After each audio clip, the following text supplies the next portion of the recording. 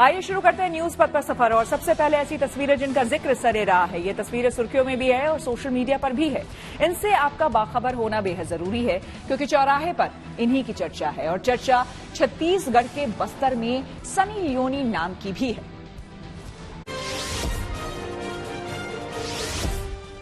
दिल्ली के पूर्व सीएम अरविंद केजरीवाल का अलग अंदाज देखने को मिला। दरअसल वो कुछ छात्रों के साथ डांस करते नजर आए। केजरीवाल चाणक्यपुर इलाके में दिल्ली सरकार स्कूल ऑफ स्पेशलाइज्ड एक्सीलेंस में पहुंचे थे, जहां 2 दिनों की आर्ट प्रदर्शनी लगाई गई थी। इसी मौके पर उन्होंने छात्रों से बात की और उनके काम की सराहना की। फिर वो कुछ बच्चों की गुजारिश पर डांस करते दिखाई दिए।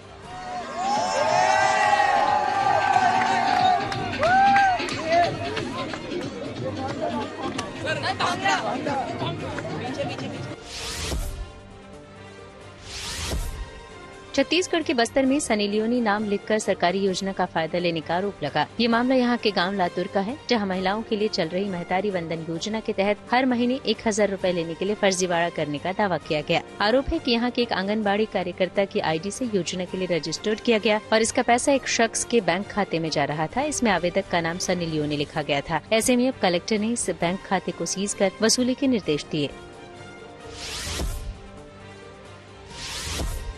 हिमाचल प्रदेश के शिमला में बर्फबारी के बीच लोग झूमते नजर आए। वहां ऊपर से बर्फबारी होती रही और नीचे मॉल रोड पर जुटे लोग गानों पर थिरकते रहे। क्रिसमस और नए साल के जश्न के लिए शिमला समेत राज्य के सभी पर्यटक स्थलों पर सैलानियों का सैलाब उमड़ गया है। ताजा बर्फबारी से तापमान में भी भारी गिरावट दर्ज की जा रही है। मौसम विभाग ने पहले ही मंगलवार तक बर्फबारी का अनुमान जताया है। उत्तराखंड के चमोली में कड़ाके की ठंड की वजह से झरने भी जम गए। यहाँ के नीति गांव में टिम्बर सैण महादेव की गुफा है। ऐसे में अंदर भोलेनाथ बर्फानी अवतार में नजर आ रहे हैं। यहाँ पानी की धाराएं जम गई हैं और ये ऐसी लग रही हैं मानो भोलेनाथ ने अपनी बर्फानी जटाएं खोल दी हों। इस जगह पर रात में तापमान -5 डिग्री सेल्सियस से भी नीचे चला गया है।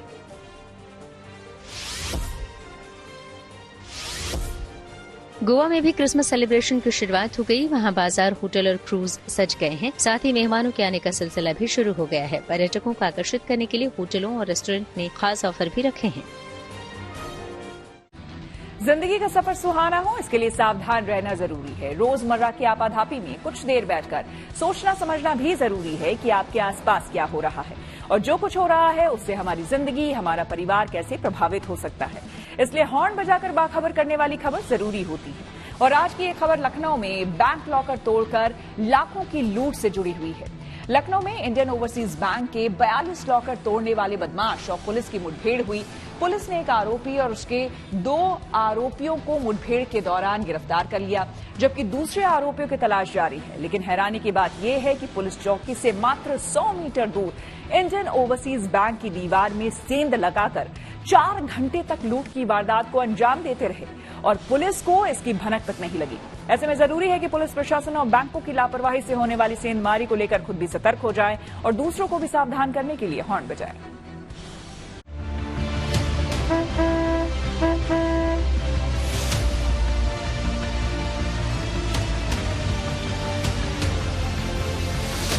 लॉकर्स में तो स्पेसिफिकली इंसान अपनी प्रॉपर्टी ही रखता है ना। बैंक ने बताया आपको कि ये इस तरीके से? हमें कोई इन्फॉर्मेशन नहीं मिली। हमें इधर उधर से अभी थोड़ी देर पहले ही पता चला है, तब हम यहाँ पे आए। बैंक ने कुछ नहीं बताया। पड़ोसी के नाते नजर आया हमको कि टूटा है, उन्हीं को नहीं पता लगा। ना इनके पास कोई सिक्योरिटी है, ना कुछ है इनके पास। यहाँ ये एसी के वेंट लगे थे, वो चोरी करके लेके आउटडोर के। महीने भर की बात है पहले। हम महीने भर पहले आए थे ऑपरेट। ये यहाँ पे एटीएम पे लगे थे तो आउटडोर चोरी करके गए, तो आउटडोर बाहर लगा तब ऊपर किए हैं ये लोग। एटीएम भी एक बार टूटा है। अच्छा, एटीएम भी टूटा है। हो गया तो 2 साल, 1.5-2 साल।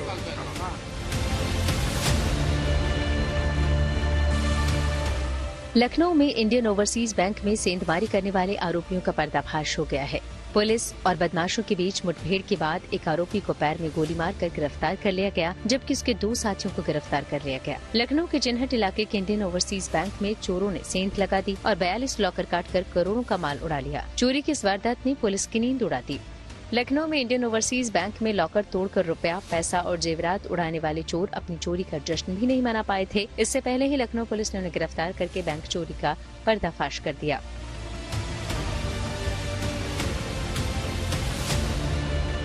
अभी जो प्रारंभिक सूचनाएं हैं, ये गैंग है जो कि बिहार से आया था और ये लोग एक गाड़ी से चल रहे थे। इन्होंने यहाँ काफ़ी कुछ दिन रह के चीज़ों का सर्वे किया, ऐसी चीज़ें आइडेंटिफाई की, उसके बाद से घटना की। लेकिन त्वरित कार्रवाई करते हुए पुलिस ने इसमें सफलता प्राप्त की। ये वही कार है जिससे बैंक में सेंधमारी करने वाले आरोपी भाग रहे थे, लेकिन पुलिस ने नाकाबंदी करके उन्हें घेर लिया। बैंक में हुई करोड़ों की चोरी में शामिल एक बदमाश पुलिस मुठभेड़ में घायल हो गया। मुठभेड़ के दौरान एक आरोपी को पुलिस ने पैर में गोली मारकर काबू कर लिया। घायल आरोपी की पहचान बिहार के मुंगेर निवासी अरविंद कुमार के तौर पर हुई है। मुठभेड़ के बाद पुलिस ने मौके से 2 और आरोपियों को गिरफ्तार कर लिया। उनके पास से एक देशी कट्टा, 2 कारतूस, लॉकर काटने वाले कटर और 1 कार बरामद हुई है। चिनहट के इंडियन ओवरसीज बैंक में लॉकर को काटकर 42 लॉकरों से करोड़ों की चोरी करने वाले बदमाशों को 24 घंटे में लखनऊ पुलिस ने दबोच लिया है। इस वारदात को अंजाम देने वाले बदमाशों में शामिल एक बदमाश को पुलिस ने एनकाउंटर के बाद घायल किया है और 2 दबोचे गए हैं। ये कार है, इसी कार से बदमाश भाग रहे थे और ये बताया जा रहा है कि इसी कार से वो लोग गए थे। एक और गाड़ी थी जिसमें दूसरी टीम थी बदमाशों की। एक बदमाश जब निकल करके भागने लगा तो उसको पुलिस ने एनकाउंटर किया और उसके बाद वो घायल हुआ है, जबकि 2 अन्य बदमाश जो इस कार में सवार थे उनको दबोचा गया है, उनको पकड़ा गया है। और अब ये कहा जा सकता है कि 24 घंटे के अंदर जिस तरीके से पुलिस को सूचना मिली, देखिए गाड़ी के अंदर ये पूरे भागने के बाद, वारदात को अंजाम देने के बाद पूरा इसी कार को ही एक तरीके से घर बना रखा था, यहीं से दूर निकल जाते। ये बिना नंबर की गाड़ी है जिसको पुलिस ने यहाँ पे आउटर रिंग रोड जो इलाका है लखनऊ का, चिन्हट थाना क्षेत्र में ही, वहां पर इसको चेज किया और उसके बाद एनकाउंटर हुआ और उस एनकाउंटर में एक बदमाश मुठभेड़ के बाद दबोचा गया है, एनकाउंटर में घायल हुआ है, जबकि उसके 2 अन्य साथी को दबोच लिया गया। देखिए उनके जो सामान है, ये सामान है उनके पास से, ये लोहे के जब कटर का यूज किया होगा और उस समय की, ये हो सकता है कि उस समय के रॉड हो या अन्य चोरी के सामान में, और पूरी गृहस्थी, कपड़े सभी के, यानी कि बदमाश यहाँ से अगर थोड़ी देर पुलिस और चूक कर जाती तो शायद ये उत्तर प्रदेश छोड़कर, ये चूंकि आउटर रिंग रोड का इलाका है और यहाँ से फरार हो जाते। ये घटना स्थल है, यहाँ पर पुलिस को पिस्टल मिली थी, उसकी गिरी हुई, और एक बदमाश को जो घायल हुआ उसको नजदीकी अस्पताल ले जाया गया है। बदमाश बिहार का रहने वाला अरविंद बताया गया है। बाकी जो 2 अन्य बदमाश दबोचे गए हैं उनसे भी पूछताछ की जा रही है।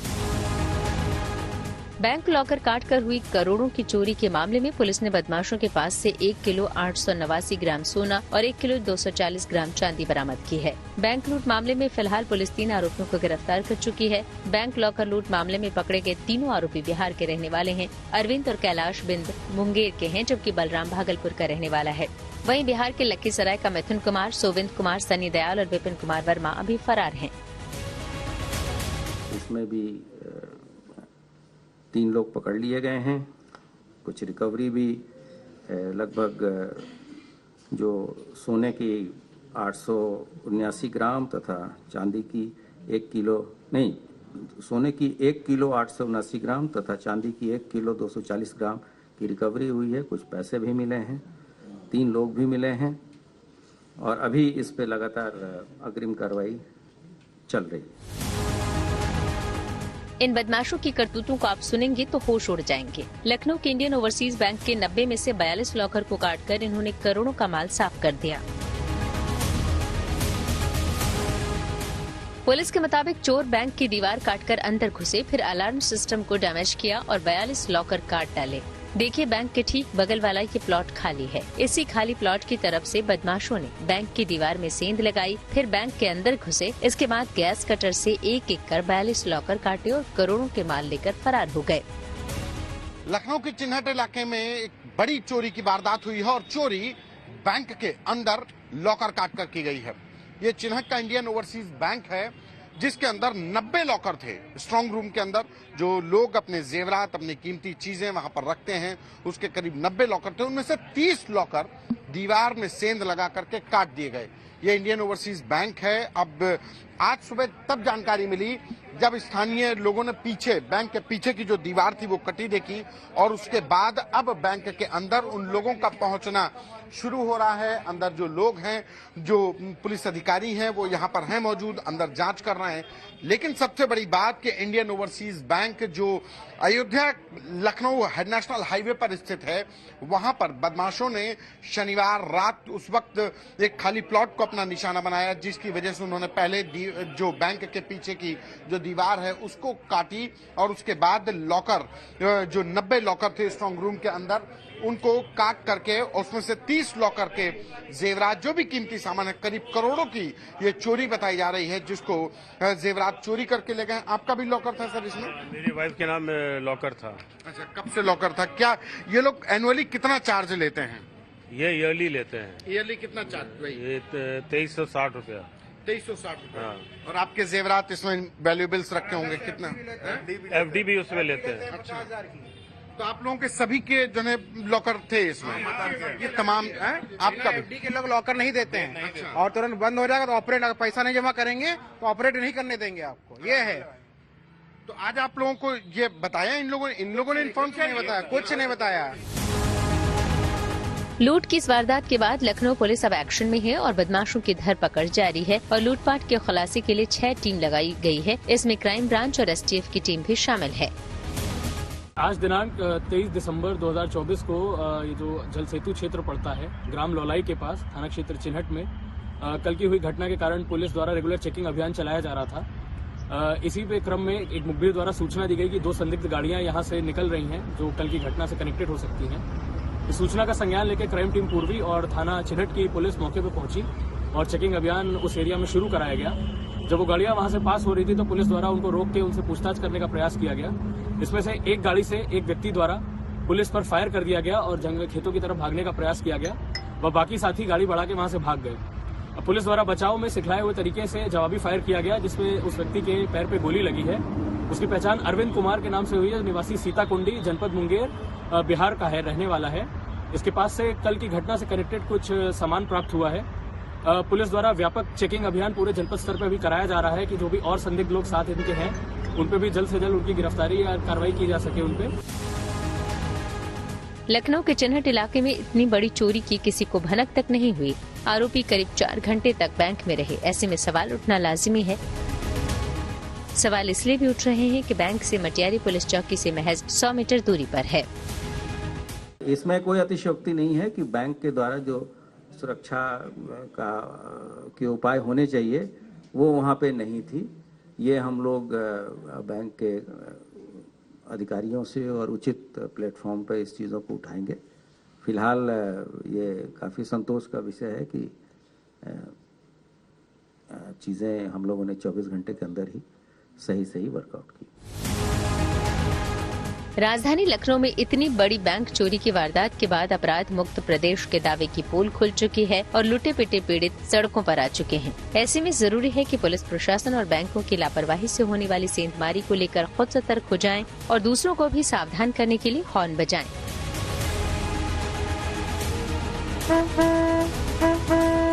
लखनऊ से संतोष कुमार के साथ bureau report, good news today. राष्ट्रीय मानवाधिकार आयोग को मिला नया बॉस। आइए सीधे आपको लिए चलते हैं न्यूज एक्सप्रेसवे पर, जहां देश भर की जरूरी खबरें कर रही हैं आपका इंतजार।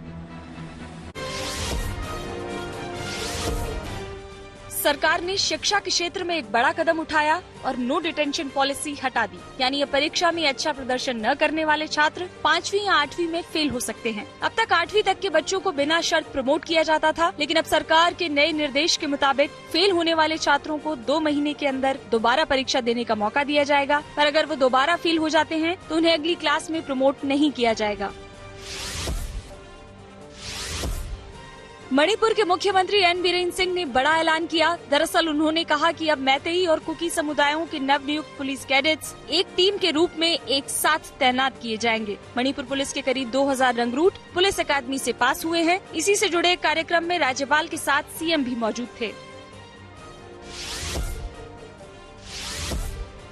सुप्रीम कोर्ट के पूर्व न्यायाधीश जस्टिस वी रामासुब्रमण्यम NHRC के नए चेयरमैन होंगे। राष्ट्रीय मानवाधिकार आयोग के अध्यक्ष का पद 1 जून से खाली था। रिटायर्ड न्यायमूर्ति अरुण कुमार मिश्रा का बीते 1 जून को कार्यकाल पूरा हो गया था। प्रधानमंत्री नरेंद्र मोदी दिल्ली में क्रिसमस से जुड़े एक कार्यक्रम में शामिल हुए। ये कार्यक्रम राजधानी के गोल डाकखाना के पास मौजूद ऐतिहासिक चर्च में हुआ। इसका आयोजन Catholic bishops conference of India ने किया था। दिल्ली में हुई बारिश के बावजूद AQI यानी वायु गुणवत्ता सूचकांक और गिर गया। इसने सोमवार को 400 का स्तर पार कर लिया। इस तरह ये बेहद खराब श्रेणी में लुढ़क गया। हालांकि मौसम विभाग के मुताबिक 26 दिसंबर से 28 दिसंबर तक फिर बारिश हो सकती है। अगर ऐसा हुआ तो ये बारिश दिल्ली के लिए प्रदूषण से राहत लेकर आएगी। बांग्लादेश सरकार ने पूर्व प्रधानमंत्री शेख हसीना को भारत से स्वदेश भेजने की मांग की है। दरअसल बांग्लादेश सरकार के विदेश मंत्रालय के सलाहकार तौहीद हुसैन ने कहा कि बांग्लादेश ने भारत सरकार को एक राजनयिक खत भेजा है, जिसमें न्यायिक प्रक्रिया का सामना करने के लिए हसीना के प्रत्यर्पण की मांग की गई है। खबरों के एक्सप्रेसवे से आगे रुक करते हैं सियासी ढाबे का, जहां आज की सबसे दिलचस्प खबर मौजूद है। दिल्ली में विधानसभा चुनावों से पहले ही सियासी पारा गर्म हो चुका है। केजरीवाल ने दिल्ली की सत्ता पर फिर से कब्जा करने के लिए महिलाओं को 2100 रुपए महीने देने वाली योजना का ऐलान किया और आज से उसके लिए बाकायदा रजिस्ट्रेशन फॉर्म भरे जा रहे हैं। इसकी शुरुआत खुद केजरीवाल ने की। उधर बीजेपी और कांग्रेस इन वादों को जुमला बता रही है। यही बीजेपी ने तो आम आदमी पार्टी के खिलाफ एक चार्जशीट बुकलेट जारी किया, जिसमें आम आदमी पार्टी की सरकार के खिलाफ जनता से किए गए हर वादे की वादाखिलाफी करने का आरोप लगाया गया है।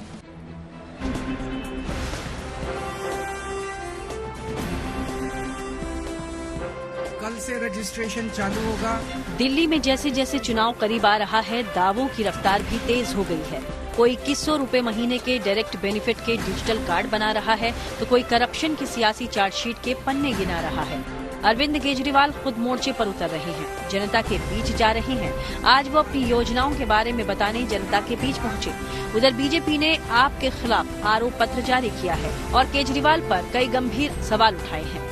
कई लोगों के इन्होंने ना बदमाशी करके दूसरी पार्टी वालों ने इन्होंने वोट कटवा दिए कई लोगों के, ताकि वोट डालने ना जा सको आप।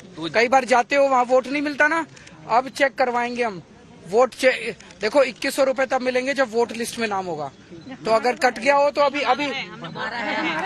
तो वो जुड़ेंगे कैसे सर? नाम जुड़ेंगे कैसे? हम जुड़वाएंगे, अभी भरवाएंगे, अभी लैपटॉप के ऊपर ऑनलाइन भरवा देंगे। ये चार्जशीट मैं यही कहूंगा 10 साल में सिर्फ बवाल, दिल्ली की जनता हुई बेहाल, अराजकता कुशासन का रहा धमाल और केजरीवाल हुए मालामाल। और इसके अंदर जो दिखाया गया है बहुत विस्तार में बताता है कि टूटी सड़कें, प्रदूषण, भ्रष्टाचार के बनाए नए कीर्तिमान, बुजुर्गों महिलाओं का हुआ घोर अपमान, गुंडे दंगइयों देशद्रोहियों को दिया सम्मान। केजरीवाल फिर भी खुद को कह रहे महान। बीजेपी ने आरोप लगाया है कि दिल्ली की जनता के साथ केजरीवाल ने फर्जी वादे किए। मुफ्त इलाज, मुफ्त बिजली, मुफ्त पानी के वादे किए, मगर इन सेवाओं के लिए जनता को अभी भी पैसा देना पड़ रहा है। तो आम आदमी पार्टी कह रही है कि जनता को दी जा रही सुविधाओं से बीजेपी परेशान है। देश में कचरे का पहाड़ का ढेर सबसे ऊंचा, दिल्ली नंबर 1। देश में शराब घोटाला, दिल्ली नंबर 1। देश की सबसे निकम्मी राज्य सरकार, दिल्ली नंबर 1। देश में सबसे महंगा मुख्यमंत्री आवास, दिल्ली नंबर 1। और देश में सबसे महंगा पानी, दिल्ली नंबर 1। केजरीवाल जी की दिल्ली सरकार ने यमुना जी को इतना प्रदूषित कर दिया, बदबूदार, झागदार और जहरीले पानी को कर दिया कि वहां पर पर्व मनाना भी अब बंद हो गया। केजरीवाल जी, यमुना जी तो आप साफ नहीं कर पाए। 2025 आ गया है, अब आपको डुबकी लगाने का समय भी आ गया। केजरीवाल जी ने ठाना है कि दिल्ली की हर बहन को, उनकी हर बेटी को 2100 रुपया प्रति महीना मिलने लगेगा। इसमें दिक्कत भाजपा को ये आ रही है कि कैसे एक सरकार जो मुनाफे का बजट चला रही है, फ्री महिलाओं को बस यात्रा दे देती है, फ्री बुजुर्गों को तीर्थ यात्रा दे देती है। भाजपा को दिक्कत है जो फ्री बिजली मिल रही है दिल्ली में, जो 24 घंटा बिजली मिल रही है दिल्ली में। इनकी मंशा है कि किसी भी तरीके दिल्ली अगर ये जीत गए गलती से भी, तो ये दिल्ली का खजाना खाली करेंगे। यहाँ बीजेपी आम आदमी पार्टी सरकार के खिलाफ आरोप पत्र जारी कर रही थी, तो वहीं दूसरी तरफ अरविंद केजरीवाल ने अपने प्रचार अभियान के दौरान किदवई नगर इलाके में महिला सम्मान और संजीवनी योजना के रजिस्ट्रेशन का काम शुरू किया। ये सरकार कंगाल हो चुकी है।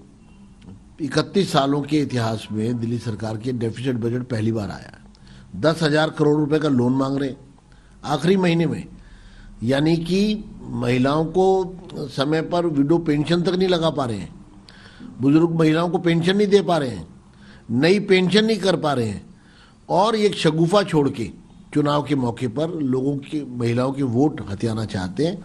अब देश की महिलाएं, दिल्ली की महिलाएं बहुत समझदार हो चुकी हैं, केजरीवाल के फंडे में आने वाली नहीं है। आम आदमी पार्टी की सरकार ने बिजली, पानी, महिलाओं का बस सफर, सड़कें, सीवर काफी काम किए। इन लोगों ने क्या काम किया? पूरे दिल्ली की कानून व्यवस्था चरमराई हुई है, गैंगस्टर खुलेआम घूम रहे हैं, गोलियां चल रही हैं दिल्ली के अंदर। एक ही काम दिया था, वो भी नहीं किया। 7 MP इनके हैं, LG साहब इनके हैं, उसके करोड़ों अरबों रुपए इनके पास केंद्र सरकार के पास है। 4 सड़कें बना देते, थोड़ी सी दिल्ली के अंदर अस्पताल नए बना देते, कुछ तो कर देते बीजेपी वाले। इन्होंने कोई काम नहीं किया। अब चुनाव में आए हैं और चुनाव में भी कभी चार्जशीट निकालते हैं, कभी मुझे गालियां देते हैं, कभी केवल और केवल गालियां गालियां गालियां गालियां गालियां। इनका एक ही मैनिफेस्टो है, केजरीवाल को गालियां दी, केजरीवाल को आने वाले 5 साल में गालियां देंगे। दिल्ली की चुनावी लड़ाई में वार पलटवार जारी है। बीजेपी के अलावा कांग्रेस भी आम आदमी पार्टी और अरविंद केजरीवाल पर निशाना साध रही है। जहां वो दिल्ली में सरपट सड़कें दौड़ा करती थी, वहां 2 घंटे पहले ना निकलो तो आधे घंटे का रास्ता पूरा नहीं हो पाता है। वो दिल्ली की झांकी देख लेते हैं, जहां बसें ऐसी दौड़ा करती थी कि एक आदमी नहीं खड़ा दिखता था बस स्टॉप पे। आज आप देखिए, किसी बस स्टॉप पे चले जाइए, 50-100 की भीड़ लगती है, क्योंकि बसें नहीं बची हैं। वो झांकी देख लेते हैं। तो कोविड में जहां दिल्ली में कांग्रेस ने 18 अस्पताल बनाए, ये एक भी उसके बाद नहीं जोड़ पाए। हमने जो 7 निर्माणाधीन किए थे, जो बन रहे थे, वो नहीं पूरे कर पाए। वो झांकी दिल्ली देख लेती है। तो क्या झांकी दिखाएंगे? झांसे की झांकी दिखाना चाहते हैं तो अलग बात। पिछले 10 साल से दिल्ली में जो हालात आम आदमी पार्टी ने दिल्ली के बना दिए, दिल्ली की जनता आज हमसे ज्यादा तैयार है बदलाव के लिए। और भारतीय जनता पार्टी लगातार क्षेत्र में रहने वाली पार्टी है, संगठननिष्ठ पार्टी है। हमारे कार्यकर्ता हमेशा जनता के बीच में रहते हैं और हम चुनाव के लिए पूर्णतः तैयार हैं। खबर ये भी है कि दिल्ली विधानसभा चुनाव के लिए बीजेपी की पहली लिस्ट इसी हफ्ते आ सकती है। बीजेपी अपने कुछ पूर्व सांसदों को विधानसभा में टिकट दे सकती है। नई दिल्ली विधानसभा सीट से पूर्व सांसद प्रवेश सिंह वर्मा को अरविंद केजरीवाल के खिलाफ चुनाव में उतारा जा सकता है। Bureau report, good news today. News पथ पर आ गए हैं धन बाजार, जहां शेयर बाजार से लेकर कारोबार तक की सभी अहम खबरें होती हैं। इसका सीधा रिश्ता आपकी आमदनी, आपकी जेब से होता है। जरूर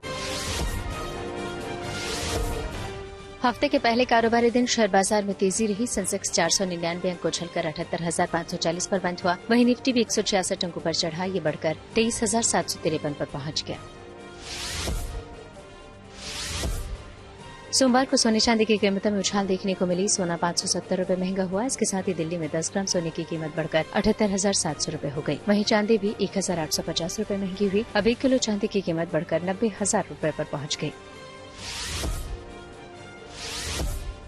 सोमवार को डॉलर के मुकाबले रुपया फिसल गया। इसमें 7 पैसे की गिरावट आई। इस तरह $1 के मुकाबले रुपए की कीमत 85 रुपए 11 पैसे हो गई। खबर है कि पीएम मोदी मंगलवार को अर्थशास्त्रियों और क्षेत्रीय विशेषज्ञों से मुलाकात करेंगे। कहा जा रहा है कि ये मुलाकात आगामी बजट को ध्यान में रखकर होगी, जिसमें पीएम मोदी अर्थशास्त्रियों से उनके विचार और सुझाव मांगेंगे। इस बैठक में अर्थशास्त्रियों और क्षेत्रीय विशेषज्ञों के अलावा नीति आयोग के उपाध्यक्ष सुमन बेरी और नीति आयोग के अन्य सदस्य भी शामिल होंगे। केंद्रीय वित्त मंत्री निर्मला सीतारमण 1 फरवरी को लोकसभा में 2025-26 का बजट पेश करेंगी। होंडा ने अपनी नई मोटरसाइकिल होंडा SP125 को भारत में लॉन्च कर दिया। कंपनी ने इसे कंप्यूटर, ड्रम और डिस्क वेरिएंट में बाजार में उतारा है। इसकी शुरुआती कीमत करीब 91,771 रुपए है। कंपनी ने इसे 5 कलर ऑप्शन के साथ बाजार में उतारा है। न्यूज पथ के सफर में अब सोशल अड्डा का रुख करते हैं, जहां आज बात होगी पॉपकॉर्न की। 2 दिन पहले शनिवार को हुई जीएसटी काउंसिल की बैठक में हुए फैसलों के बाद से सबसे ज्यादा चर्चा पॉपकॉर्न की हो रही है। चर्चा की वजह है पॉपकॉर्न पर 3 तरह के जीएसटी लगना। सरकार ने यूटू जीएसटी काउंसिल की बैठक में कई फैसले लिए, लेकिन पॉपकॉर्न पर टैक्स लगाने का मुद्दा सोशल मीडिया पर छा गया। दरअसल सरकार ने अलग अलग तरह के पॉपकॉर्न को जीएसटी की अलग अलग कैटेगरी में रखा है।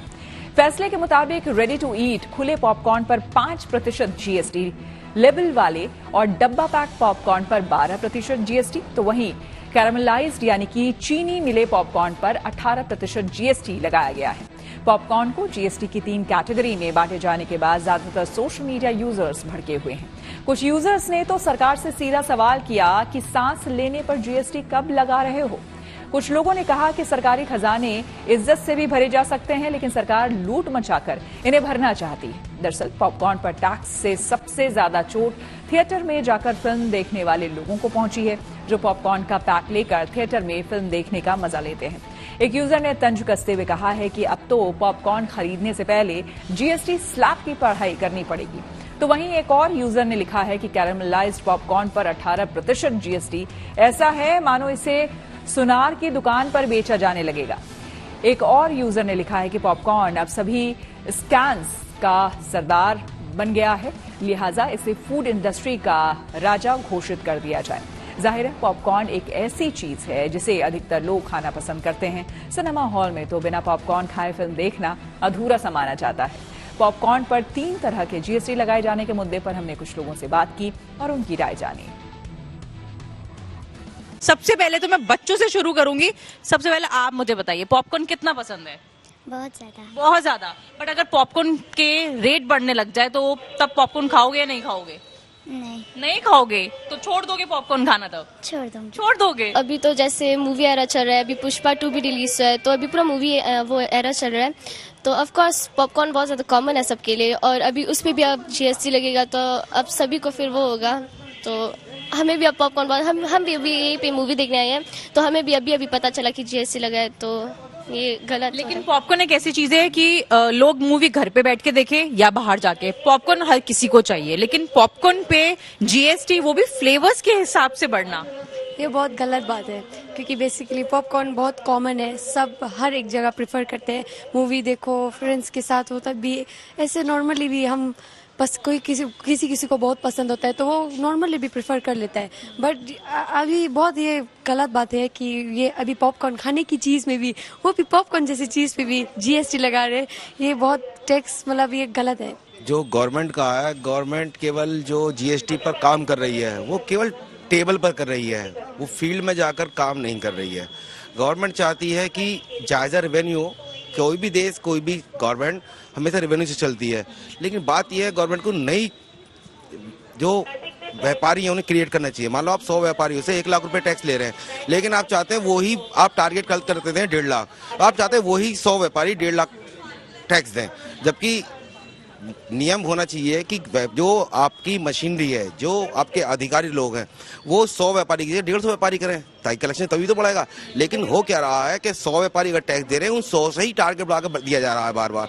और इसलिए गवर्नमेंट को छोटी छोटी चीजें, चाहे वो खाने की, बच्चों की चीजें हों, चाहे आम आदमी खाने पहनने की चीजें हों, हर चीज पे टैक्स लगाया जा रहा है। रेट तो तब भी बढ़े रहे हैं ना, पॉपकॉर्न तो ऑलरेडी बहुत महंगे हैं। आइए अब रुक करते हैं प्रगति मार्ग का, जहां ऐसी खबरें हैं जो कि देश की तरक्की, प्रगति और लोगों की काबिलियत दिखाती है। यहां आज मिलवाएंगे आपको गुरुग्राम के जगजीत सिंह से, जो कि पिछले करीब 4 साल से स्ट्रे डॉग्स की सुकून की नींद का इंतजाम कर रहे हैं। असल में वो इनके लिए ड्रम शेल्टर्स बनाकर लोगों को मुफ्त में बांट रहे हैं। उनकी इस नेक मुहिम में उन्हें अपनी बेटी का भी साथ मिल रहा है। साथ ही उन्होंने एक छोटी सी टीम भी बनाई है।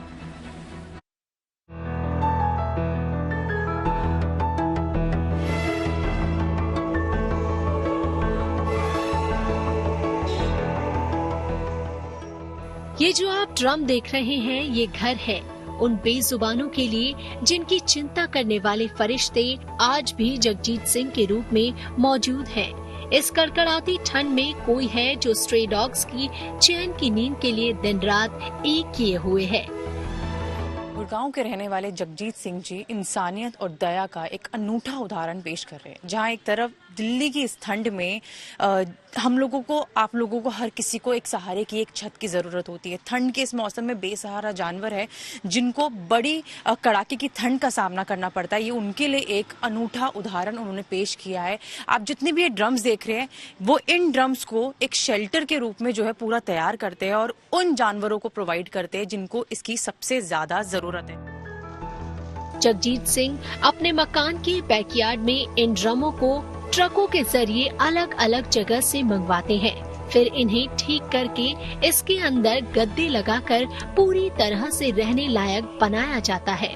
इस नेक काम को समय पर अंजाम देने के लिए उन्होंने एक छोटी सी टीम बना रखी है। ये छोटी सी टीम है जगजीत सिंह जी की, जो इनके साथ इस योगदान में पूरा हाथ बटाती है। तो आपसे शुरुआत करूंगी। आपने बताया आपका काम ड्रम्स इकट्ठा करने का, कहाँ से आप ड्रम्स इकट्ठा करते हैं? फरीदाबाद, जैसे अपना खुला, बहादुरगढ़, नजफगढ़, जहाँ से आते हैं वहाँ से सब अपन जमा करते हैं। एक साल में फैक्ट्री से एक साल लगता है। और एक साल में कितने हैं गिनती नहीं होती? गिनती नहीं होता मैम, जितना आ जाए। अच्छा लगता है आपको कि आप एक नेक काम के लिए जो है सारे ड्रम्स इकट्ठे कर रहे हो? मेरे को तो बहुत अच्छा लगता है मैम, मैं तो 5-6 साल से करता हूँ। अच्छा, 5-6 साल से। आप तो शुरुआत से आप सब उनके साथ ही है? जी, हम भी शुरुआत। और उसके बाद सारा पेंट का काम, पेंट नहीं मतलब जितना भी फेविकॉल लगाना, फेविकॉल लगाना, गाड़ी आती है उतारना, फिर उतार के रखना, फिर इसके बाद हम यहाँ जमा करके स्टिकर लगाएंगे, फिर गद्दा लगाएंगे, फेविकॉल लगा करके तैयार करके फिर अंदर रखना। पिछले 3-4 सालों से ये नेक काम जारी है, लेकिन जगजीत सिंह को स्ट्रे डॉग के लिए कुछ करने का मोटिवेशन कैसे मिला, इसके पीछे एक बड़ी ही दिलचस्प कहानी है। So apparently it started in his factory and वहाँ पे उन्होंने देखा कि एक ड्रम वैसे, because this is a left over drum of his product, and ये पेंट की फैक्ट्री से जो भी लेफ्ट ओवर ड्रम्स आते हैं वहाँ पे एक डॉग वैसे ही आके लेट गया था। सो ही केम बैक होम इमीडिएटली। उन्होंने बोला कि मुझे कोई पुराना ब्लैंकेट दो। उन्होंने ड्रम के अंदर पुराना ब्लैंकेट लगाया and he was like okay let me try to make it a better product. Later on he started with the mattress and फिर stickers and all post करके just to promote for the stray dogs. That's how he started. बेजुबानों के इन घरों को लेने के लिए दूर दराज से लोग आते हैं। खासकर रविवार को भीड़ ज्यादा होती है और सुबह से ही लंबी लाइन लगनी शुरू हो जाती है, क्योंकि हर साइज के ड्रम शेल्टर्स मौजूद होते हैं जिन्हें लोग अपनी जरूरत के हिसाब से ले जाते हैं। अब तक 15,000 से ज्यादा ड्रम शेल्टर्स लोगों को मुफ्त में बांटे जा चुके हैं और इस साल के खत्म होते होते ये आंकड़ा 20,000 तक पहुंच सकता है। जानवरों के जीवन को बेहतर बनाने के लिए जगजीत सिंह के इस प्रयास की हर कोई तारीफ कर रहा है। People actually they are preparing and you know we are just a helping hand कि हम आके ले जाते हैं and then we need to serve the dogs and all, but these guys are doing a wonderful job, no doubt in that. Jagjit Singh की इस नेक पहल में उनकी बेटी इशलीन कौर का उन्हें भरपूर साथ मिल रहा है। हर ड्रम शेल्टर में लोगों को जागरूक करने के लिए एक स्टिकर चिपकाया जाता है ताकि ज्यादा से ज्यादा स्ट्रे डॉग्स तक मदद पहुंचे। इशलीन कौर के साथ साथ इस मिशन से जुड़ा हर व्यक्ति गर्व महसूस कर रहा है, क्योंकि उनका ये योगदान किसी बेजुबान की चैन की नींद में सहायक साबित हो रहा है। गुरुग्राम से मनीषा लाडा की रिपोर्ट, गुड न्यूज टुडे। मेरे यानी श्वेता झा के साथ फिलहाल इतना ही। देश दुनिया की तमाम पॉजिटिव खबरों के लिए देखते रहिए गुड न्यूज टुडे।